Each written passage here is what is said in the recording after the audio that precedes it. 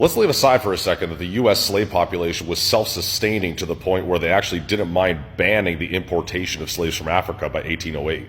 I also don't think there's any reason to think that if the Dutch and Portuguese and Spanish and French and British that were buying slaves from Africa even in the beginning could have gone into the interior and captured those slaves themselves, they wouldn't have. The main thing that stopped them was that their life expectancy in the interior was less than a year because they had no resistance to the climate or disease. Even setting aside those things, what's the point? Like, let me see if I have this right. You're saying all the Americans did was pack them into ships off the coast of Africa for months before even starting across the Atlantic, beating, starving, sexually abusing, and murdering them the whole way across, auctioning them off like cattle, forcing them to do back-breaking work and whipping them for a half hour straight when they dared to take a rest, gruesomely murdering them if they refused to work or ran away, breeding them to create more slaves and then taking those children away from their mothers, half of which died in their first year, by the way, profited the equivalent of trillions off of their forced labor,